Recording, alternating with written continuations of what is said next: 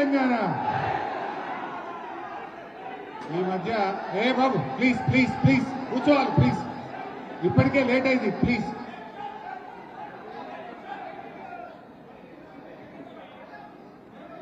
ఇంత వర్షాన్ని కూడా లెక్క చేయకుండా తెలంగాణ నలుదిక్కుల నుంచి ఉదయాన్నే లేచి ఈ తెలంగాణ విద్రోహ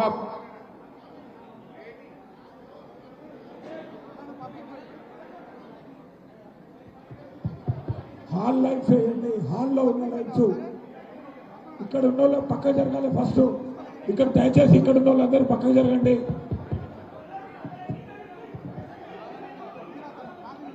మిత్రులారా,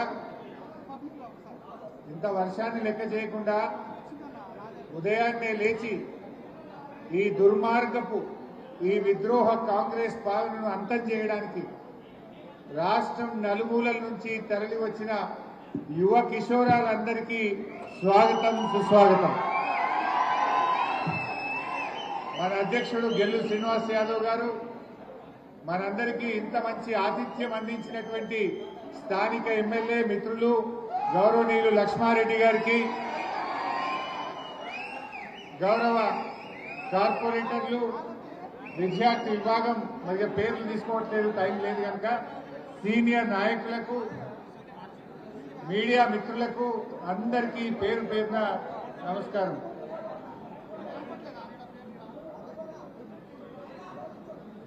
ఈరోజు మన రాష్ట్రంలో ప్రసంగాన్ని ప్రారంభించే ముందు ఈ రాష్ట్రంలో మన ముఖ్యమంత్రికి ఒక నినాదం నచ్చదు. ఏంటిదా నినాదం? ఒక్కసారి ఆయనకు వినబడేటట్టుగా గట్టిగా జై తెలంగాణ, జై తెలంగాణ, జై తెలంగాణ, కేసీఆర్ గారి నాయకత్వం, కేసీఆర్ గారి నాయకత్వం. ఈ మధ్య మీరు కూడా చూసే ఉంటారు,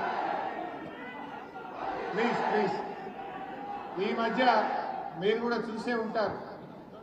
ఓ సినిమా ఫంక్షన్ లో అల్లు అర్జున్, బాలకృష్ణ కూడా మీటింగ్ అటెండ్ అయింది. అల్లు అర్జున్ కూడా జై తెలంగాణ అన్నాడు ఉపన్యాసం అయినాక. అన్నడా? బాలకృష్ణ కూడా జై తెలంగాణ అన్నాడు. అన్నడా? కానీ రేవంత్ రెడ్డి మాత్రం జై తెలంగాణ అంటలేదు. ఆయనకు నిద్రలో కూడా జై తెలంగాణ యాదికొస్తుంది, కళలో కూడా కేసీఆర్ కనబడుతుంది. ఈ మధ్య రేవంత్ రెడ్డి ఎక్కడ ఉపన్యాసం ఇచ్చినా కనీసం ఒక 30 సార్లైనా కేసీఆర్ను తలుచుకుంటాడు.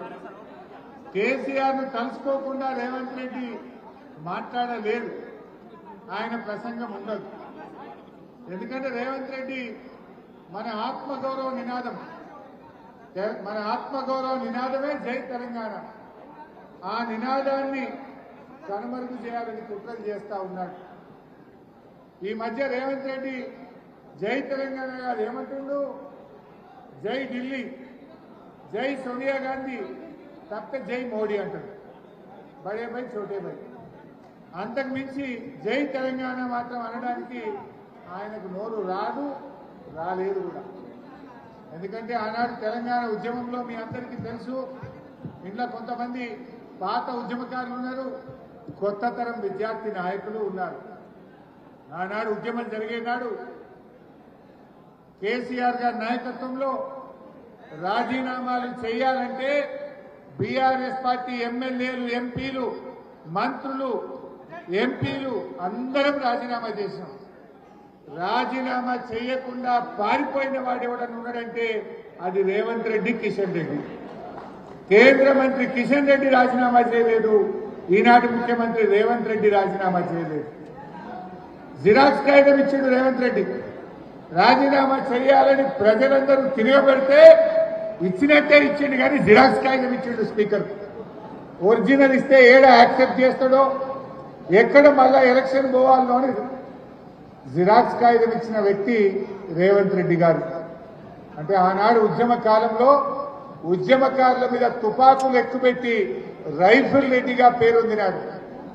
ఇవాళ రేవంత్ రెడ్డి ఎన్ని నాటకాలు ఆడినా చరిత్రలో మాత్రం ఆయన తెలంగాణ ద్రోహిగానే మిగిలిపోతాడు. తెలంగాణ ద్రోహుల చరిత్ర ఒక లిస్ట్ అంటూ రాస్తే మొదటి పేరు చంద్రబాబు నాయుడు ఉంటే రెండవ పేరు రేవంత్ రెడ్డి పేరు ఉంటుంది. ఎందుకంటే అది ఎన్నిటికీ తుడిచిపెట్టుకోపోలేదు. కానీ రేవంత్ రెడ్డి గారి ఈ మధ్యకాలంలో ఏం చేస్తుందంటే ఈ ఉద్యమాన్ని, మన ఉద్యమ చరిత్రను చిన్నగా చేయాలను, మన కేసీఆర్ ఆనవాళ్లు లేకుండా చేయడం అంటే తెలంగాణ పోరాటాన్ని తక్కువ చేయడం, ఉద్యమ జ్ఞాపకాలను తొలగించే ప్రయత్నానికి రేవంత్ రెడ్డి గారు ప్రయత్నం చేస్తా ఉన్నారు. నేను ఒక విషయం మీకు చెప్పాలి. ఒక ఆఫ్రికన్ రచయిత చినువా అచేది, ఆఫ్రికన్ రచయిత చినువా అచేది, ఆయన ఒక మాట చెప్పాడు. సింహాలు తమ గురించి తాము చెప్పుకోనంత కాలం వేటగాళ్లు చెప్పే చరిత్రనే నిజమైతది, వేటగాళ్లు చెప్పే మాటలే చరిత్రగా నిలిచిపోయే ప్రమాదం ఉంది అన్నారు. అందుకే ఈరోజు రేపటి తరం నాయకులుగా, రేపటి భవిష్యత్తు నాయకులైనటువంటి మీరు, మనము మీకు ఒక మాట నేను చెప్పాలని అనుకుంటా ఉన్నా. కేసీఆర్ గారు చేసిన 14 ఏళ్ల పోరాటం, ఆమరణ నిరాహార దీక్ష, దీన్ని భవిష్యత్ తరాలకు మనం చెప్పకపోతే ఈ చంద్రబాబు నాయుడు డైరెక్షన్ లో నడుస్తున్న ఈ రేవంత్ రెడ్డి ప్రభుత్వం మన చరిత్రను, మన పోరాటాన్ని, మన అస్తిత్వాన్ని దెబ్బకొట్టే కుట్రలు చేస్తా ఉంది. అందుకే మీరు కూడా తెలంగాణ పోరాటాన్ని, తెలంగాణ ఉద్యమ చరిత్రను తప్పకుండా అర్థం చేసుకోవాల్సిందే, మనం ప్రజలకు వివరించాల్సిందే. అందుకే మీరు చూడండి, తెలంగాణ తల్లిని మారుస్తా అంటాడు రేవంత్ రెడ్డి, తెలంగాణ ఎంబులంలో కాకతీయ తోరణాన్ని తీసేస్తా అంటాడు, పాఠ్య పుస్తకాల్లో తెలంగాణ ఉద్యమ చరిత్రను తొలగించే ప్రయత్నం చేస్తుంటాడు, టీఎస్ ను టీజీగా మారుస్తుంటాడు. కేసీఆర్ గారు అద్భుతంగా ప్రపంచంలోనే అతిపెద్ద అంబేద్కర్ విగ్రహాన్ని నిర్మిస్తే దానికి తాళం వేస్తాడు, కనీసం ఆ విగ్రహానికి పూలమాల కూడా వేయనటువంటి మూర్ఖుడు ఈ రేవంత్ రెడ్డి గారు. కాళేశ్వరం మీద కుట్రలు చేస్తూ ఉంటాడు. ఇలా రేవంత్ రెడ్డి మన తెలంగాణ ఉద్యమ జ్ఞాపకాలను, మన అస్తిత్వాన్ని, మన పోరాటాన్ని ఇవాళ కనుమరుగు చేయడానికి కుట్రలు చేస్తా ఉన్నాడు. అందువల్ల మనం, రేపటి తరం నాయకులైన మీరు తప్పకుండా మన అస్తిత్వాన్ని మనం కాపాడుకోవాలి. భవిష్యత్ తరాలకు అందించాల్సినటువంటి గురుతరమైన బాధ్యత మనందరి మీద కూడా ఉంది. ఎందుకంటే ప్రపంచంలో ఏ ఉద్యమమైనా, ఏ పోరాటమైనా యువతతోనే ప్రారంభమవుతుంది, విద్యార్థులతోనే ప్రారంభమవుతుంది. తెలంగాణ తొలి దశ ఉద్యమం కూడా 1969లో విద్యార్థి ఉద్యమాలతో ప్రారంభమైంది. మలిదశ ఉద్యమానికి ఊతమిచ్చింది, చివరి దశలో అద్భుతమైన పోరాట రూపం కల్పించింది కేసీఆర్ నాయకత్వంలో మన యూనివర్సిటీల్లోని విద్యార్థులే అని చెప్పి కూడా నేను గుర్తు చేస్తా ఉన్నా. అందువల్ల ఇవాళ మీరు కూడా రేపటి తరం నాయకులు.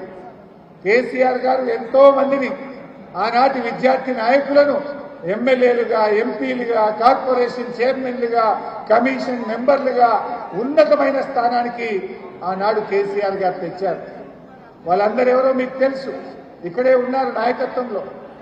మీలో కూడా రేపు తప్పకుండా బీఆర్ఎస్ పార్టీ కేసీఆర్ గారి నాయకత్వంలో మీలో కూడా రేపు కాబోయే కార్పొరేషన్ చైర్మన్లు ఉన్నారు, ఎమ్మెల్యేలు ఉన్నారు, ఎంపీలు ఉన్నారు, మున్సిపల్ చైర్మన్లు ఉన్నారు. నాయకత్వం ఎక్కడి నుంచో పుట్టదు, మీ నుంచే, విద్యార్థుల్లో నుంచే నాయకత్వం పుడుతుంది, యువత నుంచే నాయకత్వం పుడుతుంది. అందువల్ల మిత్రులారా, మీరు కూడా తెలంగాణ అస్తిత్వాన్ని, తెలంగాణ భవిష్యత్తును మనం ముందుకు తీసుకొని పోవాలి, బాగా అర్థం చేసుకోవాలి. కేసీఆర్ గారు ఒక గొప్ప విజనరీ నాయకుడు. ఎందుకంటే నాకు బాగా గుర్తుండే, ఒకసారి రాష్ట్రం ఏర్పడ్డ తొలినాళ్లలో ఒక మీటింగ్ ఏదో జరుగుతూ ఉంది, నేను మంత్రిగా ఉన్నాను. అధికారులు కేసీఆర్ గారికి చాలా విషయాలు చెప్తా ఉండే.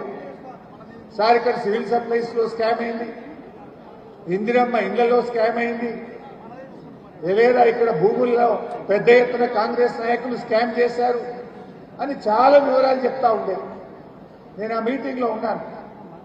కేసీఆర్ గారు ఎంత గొప్ప మాట అన్నారంటే, ఎన్నో త్యాగాల పునాదుల మీద తెలంగాణ తెచ్చుకున్నాం. దశాబ్దాల కల తెలంగాణ నిజమైంది. నేను చేయాల్సిన పనులు చాలా ఉన్నాయి.